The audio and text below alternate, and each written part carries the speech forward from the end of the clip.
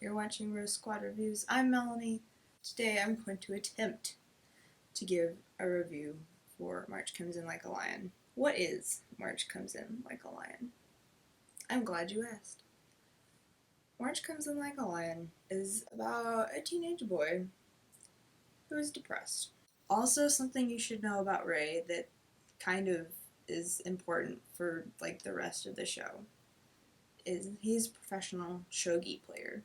If you don't know what shogi is, it's, as far as I can understand, like the Japanese equivalent to chess. A lot of the show is him playing shogi or other people playing shogi. The thing is, this show probably isn't necessarily for everyone. It's not like really gripping, grabs you right out of your seat. Oh my goodness, I have to keep watching. It's kind of got like a nice calming vibe. So if that's what you're down for, this show has got your back. So Rei Kiriyama is depressed. He's got issues, but the thing is, everybody in this show's got issues. Like, it's not like, oh my gosh, it's overwhelming.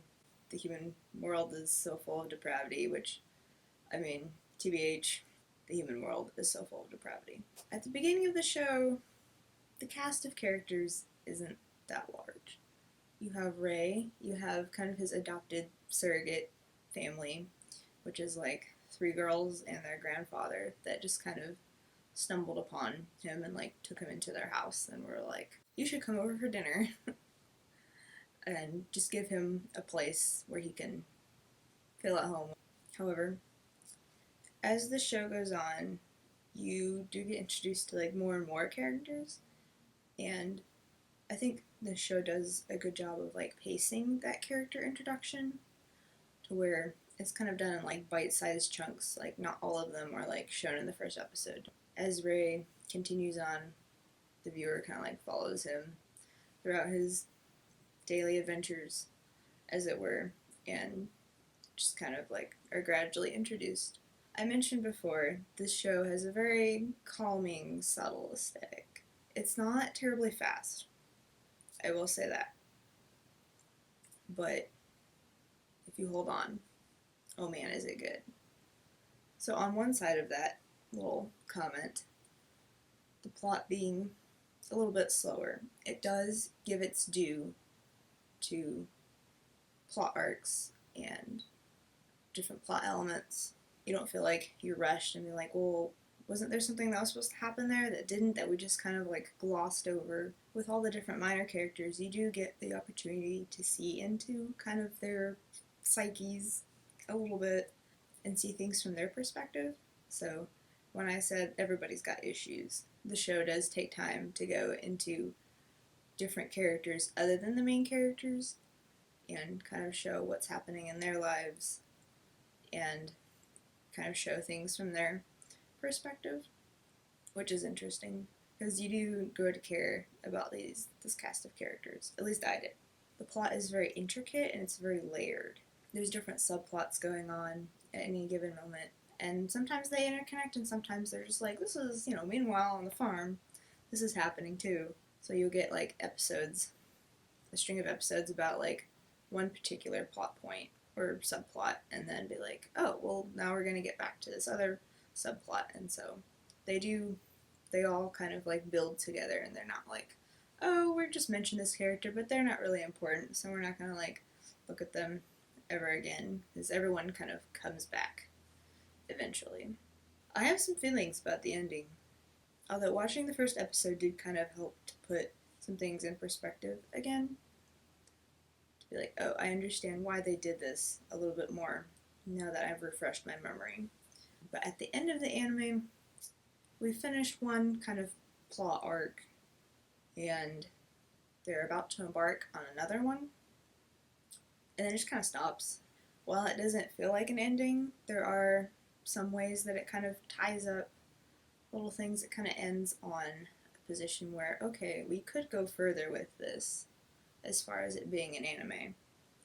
But also, the characters have come to a certain point where their growth is far different from when we first started out with them. And they've overcome things, and they've grown and changed. And so, progress has been made, but it's maybe not just tied up in quite as nice of a bow as I personally would have wanted. So, like the rest of the show, the soundtrack is good, but it's different. There's a mix of like instrumentals that I don't really expect to find. Most of it's like more has more like classical tones, and some of it gets kind of jazzy. There's like different instruments going on in that, where there's like a trumpet or a saxophone playing, or just piano, or just different things all coming together to just set the mood. And they do have repeating themes of this music plays to give this kind of a feeling or during these situations. The animation for this show is very interesting. On one hand, it's very beautiful. Just the backdrops are gorgeous. They look like they're just painted. And the characters are less paintedly, but they don't stand out too much from the background to where they fit into like a cohesive piece.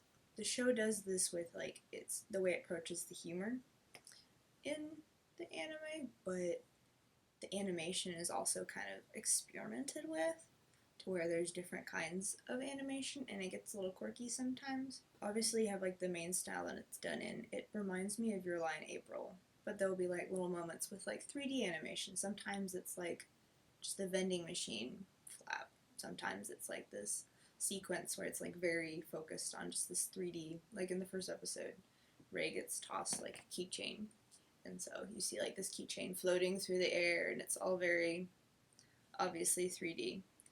And so some of them are more standout moments, and some are more just kind of like hidden in there. Also, occasionally there will be like kind of little flashes of like a pop art sort of effect with like the little dots and the bright pastel-y, and there's bright pastel-y colors that kind of replace the actual real colors.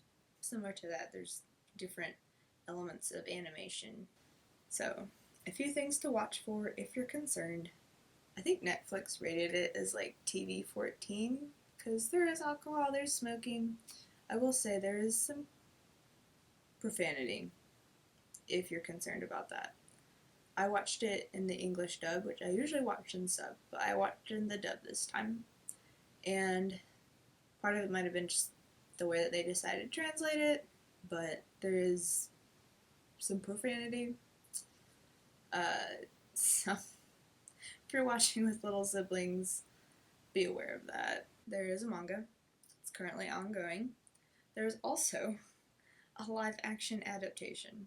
The length is about 44 episodes, and you can watch it if you so desire on Crunchyroll or also on Netflix, I believe. I honestly would recommend the anime, even if you're not really into like the slower moving kind. Just check it out because it is worth your time.